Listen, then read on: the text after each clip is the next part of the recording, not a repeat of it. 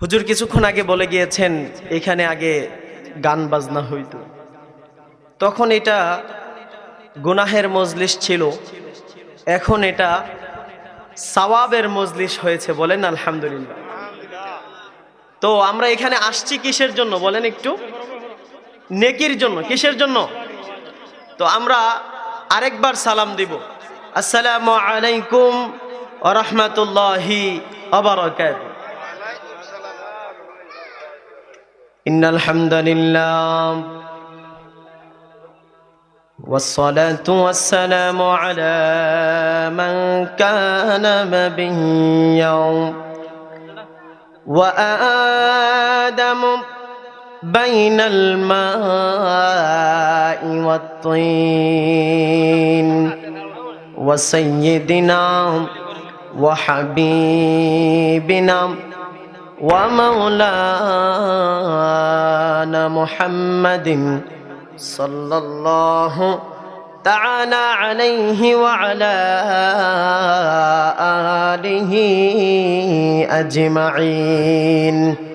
أعوذ بالله من الشيطان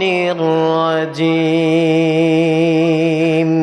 সকলেই আমার সাথে বলুন বিসমিল্লাহির রাহমানির রাহিম।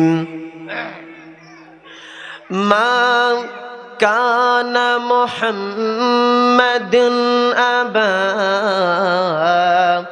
আহাদিম মির রিজালিকুম ওয়ালাকিন রাসূলুল্লাহি ওয়া খাতামান নাবিয়্যিন ওয়া কানাল্লাহু বিকুল্লি শাইইন আলিমা।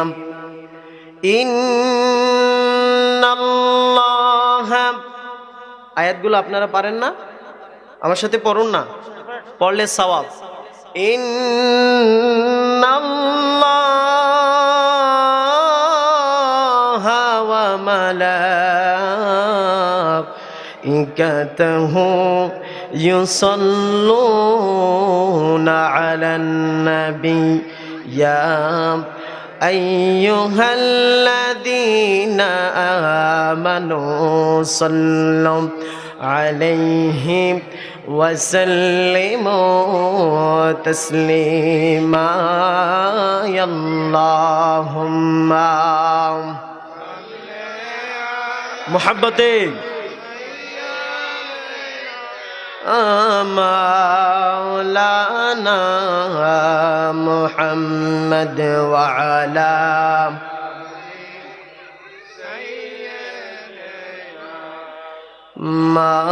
মাওলানা।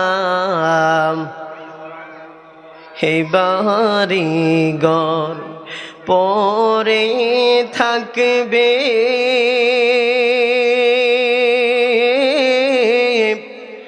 আমরা একদিন থাকব না, সবাই আমাদের ভুলে যাবে, নবী গো আপনি বুঝলেন না। আল্লাহ সাল্লি আলা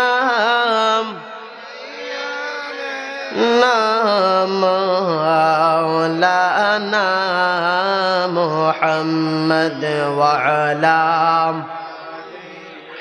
সাইয়্যিদিনা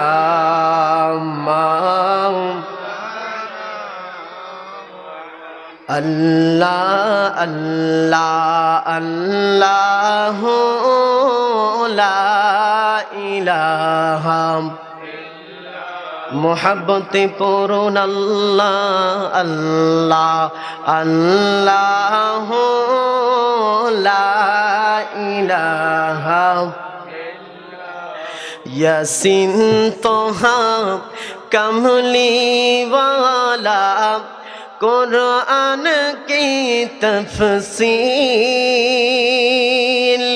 यासीन तोहा कमली वाला कुरान की तफसील हाजिर नाजिर साहिब कासिम हाजिर नाजिर साहिब कासिम आया है सिराजम मुनीर नबी जी अल्लाह अल्लाह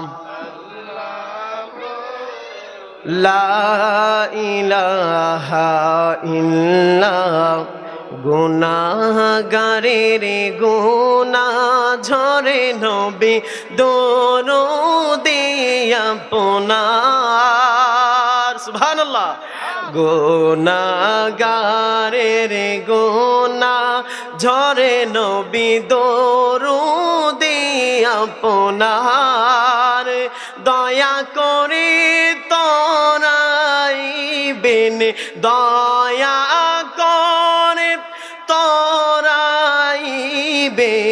উম্মত গুনাহগার নবীজি আল্লাহ আল্লাহ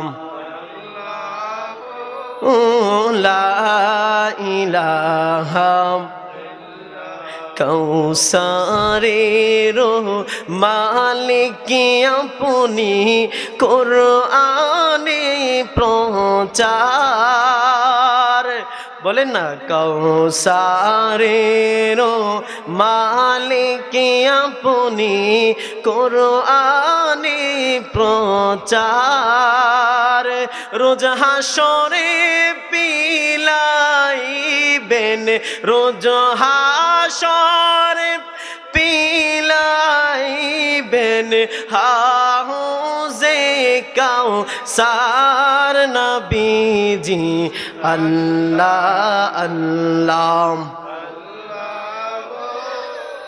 লা ইলাহা লা ইলাহা ইল্লাল্লাহু মুহাম্মাদুর রাসূলুল্লাহ সাল্লাল্লাহু আলাইহি ওয়াসাল্লাম লা ইলাহা লা ইলাহা ইল্লাল্লাহ লা ইলাহা মোহাব্বত লা ইলাহা লা ইলাহা ইল্লাল্লাহ লা ইলাহা লা ইলাহা ইল্লাল্লাহ লা ইলাহা ইল্লাল্লাহ লা ইলাহা ও বজন বহু দূরে মদিনা আমরা কেমনে যাব বলেন না বহু দূরে মদিনা আমরা কেমনে যাব হাই হাই মুর্শিদ জানে ঠিকানা বাজান মুর্শিদ জানে না আমরা যাব সোনার মদিনা লা ইলাহা লা ইলাহা লা ইলাহা লা ইলাহা ইল্লাল্লাহু মুহাম্মাদুর রাসূলুল্লাহ সাল্লাল্লাহু আলাইহি ওয়াসাল্লাম। সকলেই পড়ুন কান্দাইও না ও নবীজি বুকে নাওয়া মাই। পড়তে পারবেন? আসসালামু আলাইকুম। কান্দায়ো না ও নবীজি বুকে নাওয়া আমায়, কিছুই চাই না শুধুমাত্র তোমায় আমি চাই গো নবী, কিছুই চাই না শুধুমাত্র। কি আপনারা কি নাতে মুস্তাফা বলতে জানেন না? একটু পড়েন না, রাসূলের মোহাব্বতে যদি পড়েন অবশ্যই আল্লাহ সাক্ষী, আজকের মাহফিল সাক্ষী, নূর নবী সাল্লাল্লাহু আলাইহি ওয়াসাল্লাম স্বচক্ষে আজকের এই মাহফিল পর্যবেক্ষণ করছে, বলে না সুবহানাল্লাহ। রাসূলের মোহাব্বত নিয়ে পড়ুন। কান্দাইও না ও নবীজি বুকে নাওয়া আমায়, কান্দাইও না ও নবীজি বুকে নাওয়া আমায়, কিছুই চাই না শুধুমাত্র তোমায় আমি চাই গো নবী, কিছুই চাই না শুধুমাত্র। হাই হাই চাই না আমি ধনের পাহাড় ভবের সরদারি, চাই গো নূরের নবীজি। সুবহানাল্লাহ। যারা রাসূলের আশিক, রাসূলকে যারা ভালোবাসে, ওলিয়া উলিয়াদেরকে যারা ভালোবাসে, তারা দুনিয়ার লোভে কখনো রাসূলকে ভালোবাসতে পারে? একমাত্র রাসূলের জন্য জীবন দিতে তারা প্রস্তুত থাকে, সদা সর্বদা সর্বক্ষণ ওলিয়া উলিয়াদের সম্মান নিয়ে তারা সদা সর্বদা নিজের জানটা কুরবান দিতে প্রস্তুত থাকে, ঠিক না বেঠি?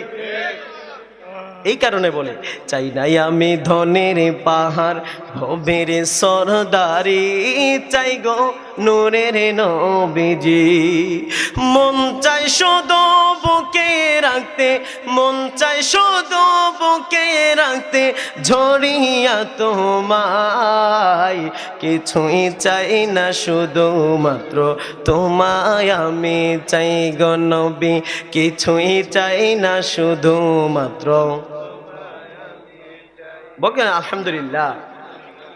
আজকে কৌজুরি উত্তরপাড়া মরহুম মোহাম্মদ টোনাই ফকির সাহেবের স্মরণে আজকে জান্নাতের বাগানে নবী ঘোষিত এই মজমার মধ্যে আমরা আল্লাহর শানে, রাসূলের শানে, ওলিয়া উলিয়াদের শানে কোরআন ও হাদিস থেকে তাকরীর শোনার জন্য আল্লাহ পাক অসংখ্য অগণিত মানুষ থেকে বাছাই করে গুটি কয়েকজনকে এই জান্নাতের বাগানে কবুল করেছেন। তাই সকলেই প্রাণ ঢালা কণ্ঠ নিয়ে বলি আলহামদুলিল্লাহ। আমি ছোট্ট একটা ফজিলত বলবো, 2 মিনিট লাগবে, তারপরে বাকি সময় অন্য কথা বলছি। আজকের এই মাহফিলে যারা আসছেন, বাড়ি থেকে রওনা হয়ে আসছেন না? যখন আপনি আর আমি নিয়াত করেছি যে আমি টোনাই পাগলার, টোনাই ফকিরের সেই মাহফিলে যাব, এই নিয়তে যখন ঘর থেকে বের হলাম, তখন থেকে 2 জন ফেরেশতা আল্লাহ পাক আমাদের সাথে, 2 জন ফেরেশতা আছে না? নাম কি? কিরামান কাতিবিন। এই 2 জন ছাড়া নতুন করে 2 জন ফেরেশতা আল্লাহ পাক নিয়োজিত করে দেয়। সুবহানাল্লাহ। ফেরেশতা ডাক দিয়ে বলে, আল্লাহ আমাকে তোমার বান্দার কাছে পাঠাচ্ছ, আমাকে পাঠানোর কারণ কি, আমি কি করব? প্রশ্ন আছে না? আমার আল্লাহ ডাক দিয়ে বলে, আয় আমার ফেরেশতা, তোমাকে যেই বান্দার কাছে পাঠিয়েছি, এই বান্দা ঘর থেকে বের হয়ে মাহফিল প্যান্ডেল পর্যন্ত পৌঁছা পর্যন্ত যতটা কাজ দিবে, যতটা পথ অতিক্রম করবে, প্রত্যেকটা কদমের বিনিময়ে 10টা নেকি লিখতে থাকবে। শুধু তাই নয়, আমরা আস্তে আস্তে মাহফিলের প্যান্ডেলে চলে এসেছি, আসছি না? আসার সাথে সাথে ভিতরে এসে বসে গিয়েছি, কিন্তু আফসোসের বিষয় এখনো কিছু মানুষ আছে দোকানপাটে রাস্তাঘাটে বসে বসে আড্ডা দিচ্ছে, ঠিক না বেটি? তাদেরকে কি সওয়াব লেখা হবে? না। ফেরেশতা ডাক দিয়ে বলেন, আল্লাহ গো, যেই চাকরির জন্য আমাকে পাঠিয়েছিলে, যেই কাজের জন্য পাঠিয়েছিলে, তোমার বান্দা মাহফিল পর্যন্ত চলে এসেছে, মাহফিলের প্যান্ডেলে বসে গিয়েছে, এখন আমার কাজ কি? সুবহানাল্লাহ। ফেরেশতা আল্লাহকে ডাক দিয়ে বলতেছে, আল্লাহ, তোমার বান্দা তো মাহফিলে এসে বসে গিয়েছে, আমার এখন কাজ কি? আমার কাজ তো শেষ।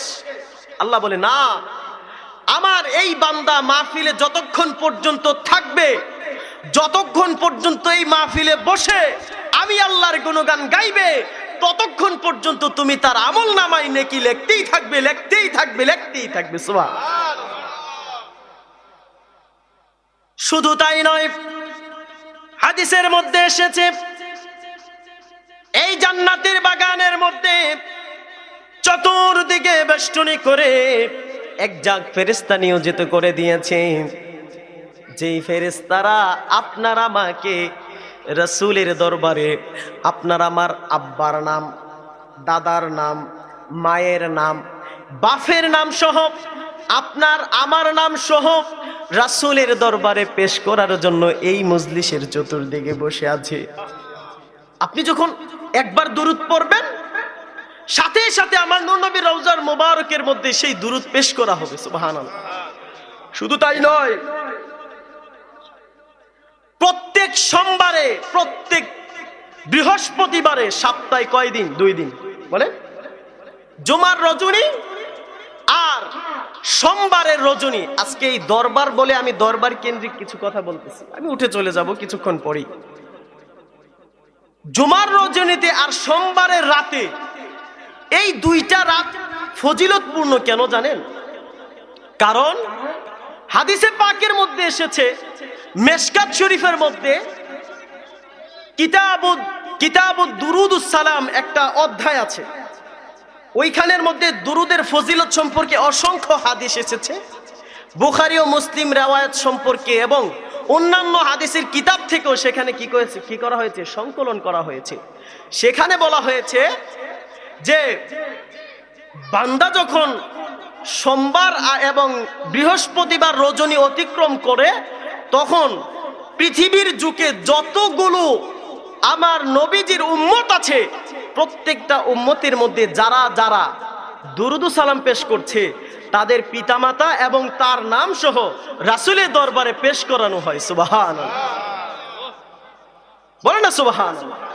শুধু তাই নয়, এটা তো নেকের কথা বলতেছি, আমরা এই গোটা সপ্তাহের মধ্যে যতগুলো গুনাহের কাজ করেছি, এই গুনাহের কথাগুলো আমার রাসূলকে শোনানো হয়। বলে না নাউজুবিল্লাহ। এখন চিন্তা করুন, আপনি আমি যখন গুনাহ করি, আপনি আমি যখন পাপাচারে লিপ্ত হই, আপনি আমি যখন সমাজ পরিচালনা করি, আপনি আমি যখন সমাজের মধ্যে চায়ের দোকানে বসি, অপরের সমালোচনা করতে আমার দ্বিধাবোধ হয়। বলেন আছে না নাই? জোরে বলুন, আছে না নাই?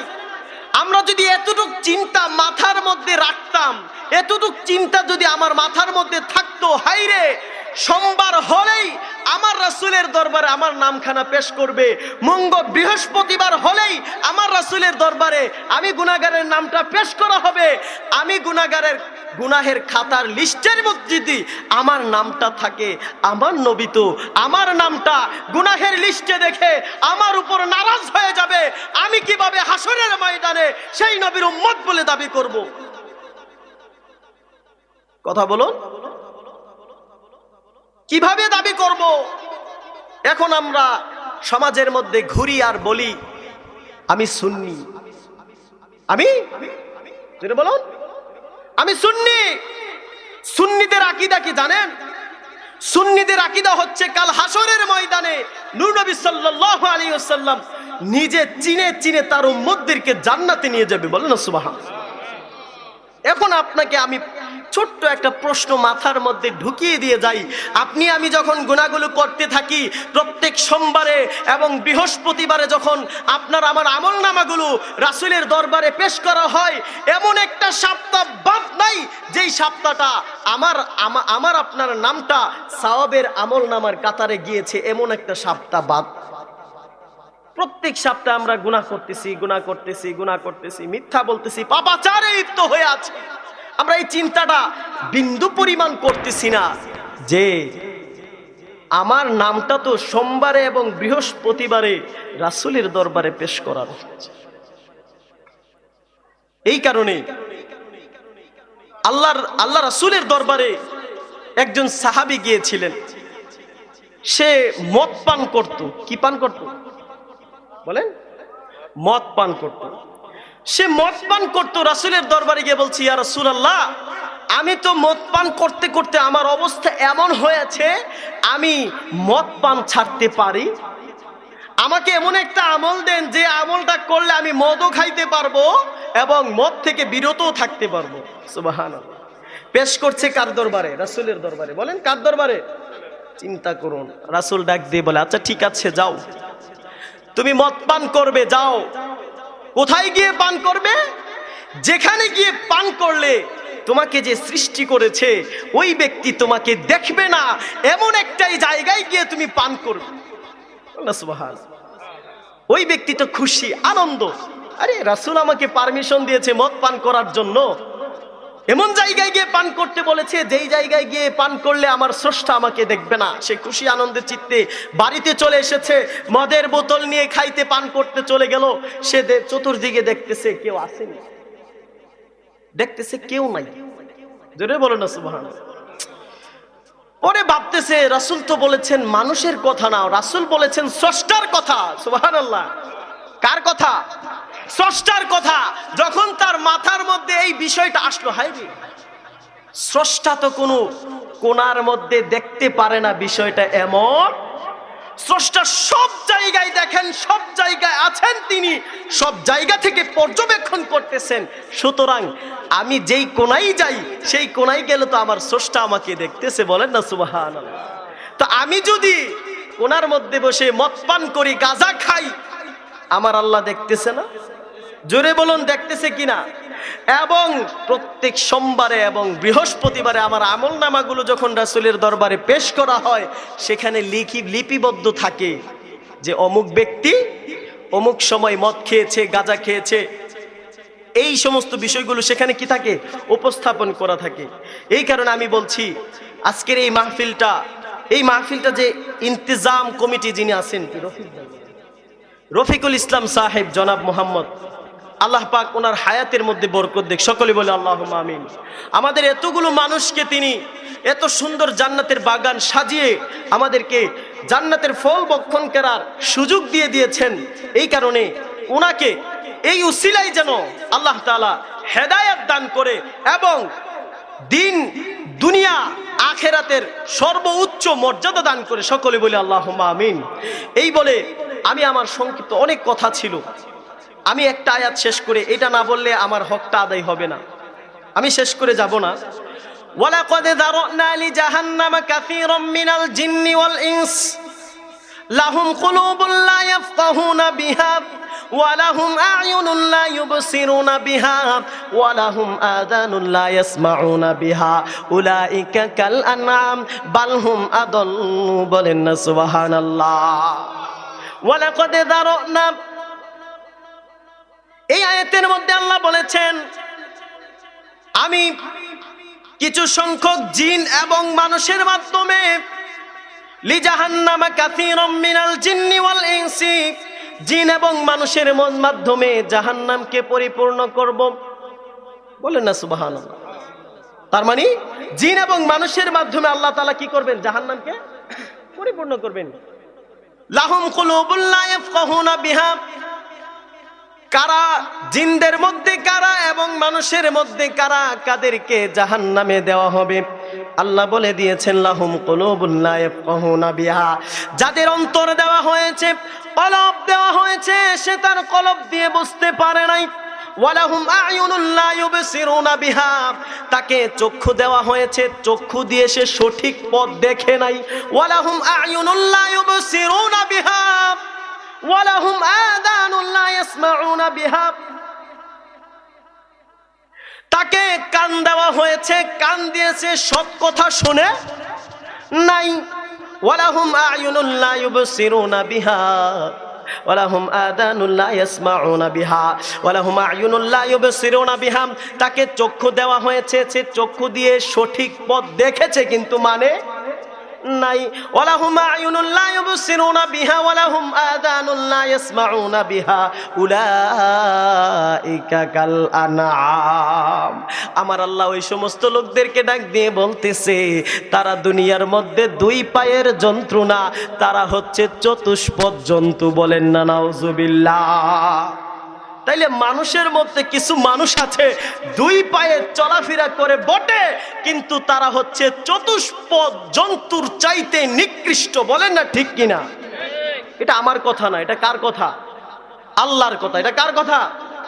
যারা কোরআন শুনেছে কিন্তু সেই অনুযায়ী চলে না, কোরআন দেখেছে মানে না, শুনেছে শোনার মতো চলে না, তারা উলাইকা কাল আনআম, তারা চতুষ্পদ জন্তুর চাইতে নিকৃষ্ট। ঠিক না বেঠিক? এটা আমার কথা, কোরআনের কথা। আপনারা রাগ করলে আমার কোনো যায় আসে না। প্রত্যেকদিন 5 ওয়াক্ত নামাজের আজান হয়। শীতের দিন কনকনে শীতের মধ্যে যখন ইমাম আর মুয়াজ্জিন একলা একলা নামাজ, কথা বলেন আছে না নাই? আছে না নাই? অধিকাংশ মসজিদে, অনেক মসজিদে এমন হয় আপনার ইমানের পরীক্ষা দিতে গিয়ে দেখা যায় ফজরের সময় আজান শুনতেছে কম্বলের নিচে বসে বসে, কিন্তু উঠতে মনে চায়। এই ঈমান নিয়ে আমরা মৃত্যুর সময় কখনো ঈমান নিয়ে যে মৃত্যুবরণ করব, এই নাজুক ঈমান নিয়ে আপনি আশা করতে পারেন? আল্লাহ পাক আমাদেরকে হেফাজত করুন। এই আয়াতের শেষে বলেছেন বালহুম আদল, তারা গুমরাহের মধ্যে আছে। এই গুমরাহ থেকে আমাদের ফিরে আসতে হবে। আজকে যেভাবে করে এই টোনাই ফকিরের এই মাজারের মধ্যে আগে গান বাজনা হতো, সেই বাদ্য বাজনা থেকে ফিরে এখন মাহফিলে পরিণত হয়েছে, ঠিক তেমনি ভাবে আমাদের কলবগুলোকে, আমাদের অন্তরগুলোকে গুনাহ থেকে ফিরিয়ে, গুনাহ থেকে পরিষ্কার করে, পরিত্রাণ করে, আল্লাহর রাস্তায় রুজু করে আখিরাতের জন্য পুঁজি কামাইতে হবে, যেন ওই সমস্ত জিন এবং মানুষের কাতারে আমরা পড়ে না যাই। এবং একটা সবক দিয়ে যাই, এই সবকটা হচ্ছে আমরা সব সময় সর্বদা রাসূলের প্রতি দুরূদ পড়ব। কি পড়ব? রাসূলের প্রতি দুরূদ শরীফ পড়ব। যত বেশি পারি দুরূদ, যত বেশি পারি দুরূদ। যখনই সমস্যায় পড়বেন দুরূদ শরীফ, যখনই মুসিবতে পড়বেন দুরূদ শরীফ। খুদা কি কসম, আল্লাহর কসম করে বলছি, আল্লাহর জাতের কসম করে বলছি, আপনার ঈমান যদি ঠিক থাকে, আপনার আকীদা যদি ঠিক থাকে, খুদার কসম যেই কারণে আপনি দুরূদ পড়েছেন, সাথে সাথে রওজা মুবারক থেকে আমার নবী সাল্লাল্লাহু আলাইহি ওয়াসাল্লাম আপনার সেই সমস্যাকে সমাধান করার জন্য আল্লাহর দরবারে প্রার্থনা করবেন। সুবহানাল্লাহ। আল্লাহ পাক আমাদের প্রত্যেককে আমাদের ঈমান, আমাদের আকীদা সবকিছুকে পরিপক্ত করে চলার মতো তৌফিক দান করুক। সকলে বলে আল্লাহুম্মা আমিন। অনেক কথা ছিল, অনেক কথা ছিল, সময় সংক্ষেপ, এই কারণে বলতে পারি নাই। যদি কখনো অন্য সময় আপনাদের এলাকায় আবার আসতে পারি ইনশাআল্লাহ, বাকি কথাগুলো বলবো ইনশাআল্লাহ। আল্লাহ পাক আমাদের প্রত্যেককে দিন এবং দুনিয়া দুটোটা ঠিক রেখে চলার মতো তৌফিক দান করুক। সকলে বলে আল্লাহুম্মা আমিন।